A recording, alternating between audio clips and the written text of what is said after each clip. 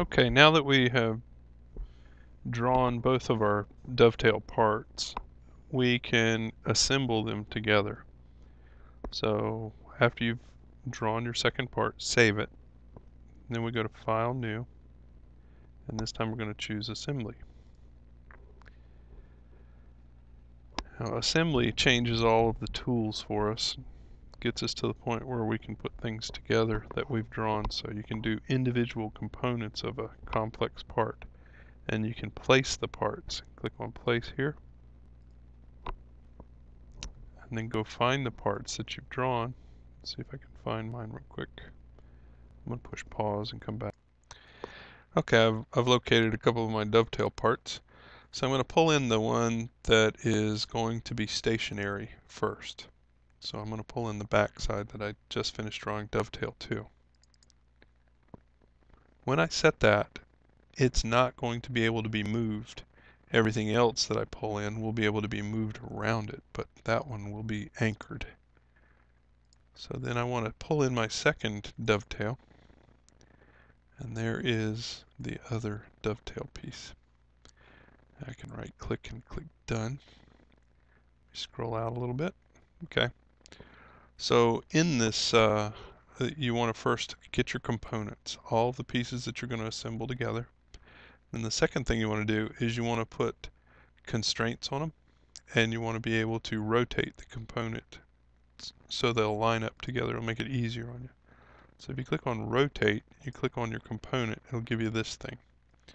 And so if you want to spin it around, you can, and you can continually move your cursor around to grab another component of it until you can manage to get it in the right constraint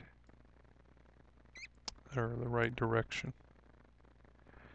Okay, basically all we have to do is be able to see some of the components that we want to put together. If I click on Constrain here, then it allows me to mate or angle or put things touching, tangent, or insert things.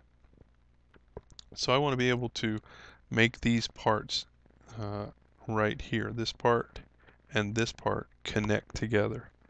So they'll be touching each other. So all I got to do is click on each line individually, and it puts them together. And then I click Apply.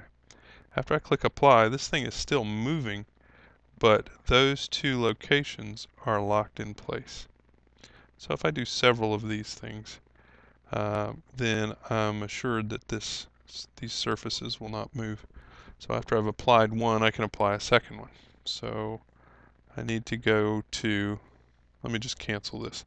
It's kind of weird when you move it around in the middle, it kind of messes up. So I click Constrain again. Now I've got control over these lines.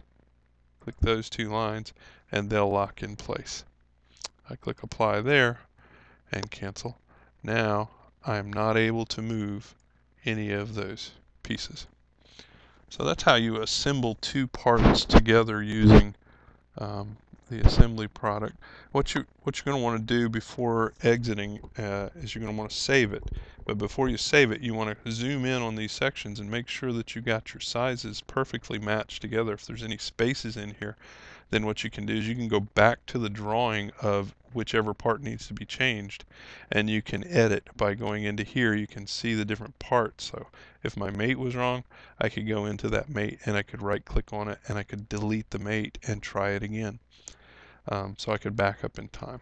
So that's how we assemble. In the next lesson, we're going to learn how to make the animated presentation for the dovetail features.